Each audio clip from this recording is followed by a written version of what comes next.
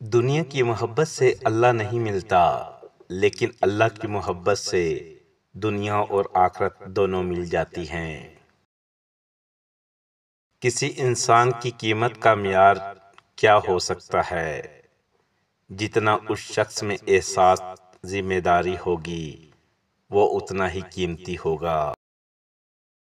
اچھا انسان مطلبی کبھی نہیں ہوتا، بس دور ہو جاتا ہے ان لوگوں سے جنہیں ان کی قدر نہیں ہوتی۔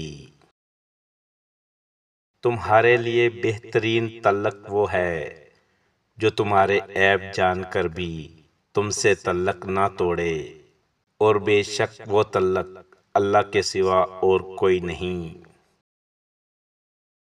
لوگ اچھا پڑھے اور اچھا لگنے والے کو قابل سمجھتے ہیں، جبکہ قابل وہ ہے جو اچھا بولے اور اچھا سوچے۔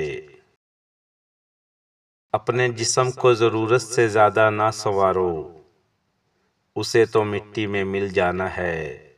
سنوارنا ہے تو اپنی روح کو سنوارو، کیونکہ اسے اللہ پاک کے پاس جانا ہے۔ محبت سب سے کرو، لیکن اس سے اور بھی زیادہ کرو جس کے دل میں تمہارے لیے تم سے بھی زیادہ محبت ہو۔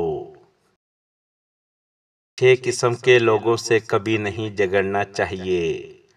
نمبر 1 عالم سے، نمبر 2 سردار سے، نمبر 3 غریب آدمی سے، نمبر 4 گالیاں بکنے والے سے، نمبر 5 عورت سے، نمبر 6 بچے سے۔ کسی کا ساتھ دینا چاہتے ہو تو کھل کر دیں، ورنہ صاف انکار کر دیں، کیونکہ درمیانی راستہ منافقت کا ہے۔ کسی پر بھروسہ کرو تو آخری حد تک کرو، آخر میں یا تو اچھا دوست ملے گا یا پھر اچھا سبق۔ جب تمہیں محسوس ہو کہ تمہاری طبیعت کو خدا کے ذکر سے سکون ملتا ہے، تو سمجھ لو کہ خدا تمہیں پسند کرتا ہے۔ جب بھی گناہ کی طرف مائل ہو تو یہ 3 باتیں لازمی یاد رکھنا۔ نمبر 1 اللہ دیکھ رہا ہے، نمبر 2 فرشتے لکھ رہے ہیں، نمبر 3 اور موت ہر حال میں آنی ہے۔ سجدوں سے عشق کر لو، جوانی بار بار نہیں ملتی۔ اگر اللہ سے عشق ہو جائے تو دنیا کی ہر چیز مل جاتی ہے۔ کبھی کبھی کسی کے الفاظ اتنے چبھ جاتے ہیں کہ ہم چپ سے ہو جاتے ہیں اور سوچتے ہیں کہ کیا ہم اتنے برے ہیں۔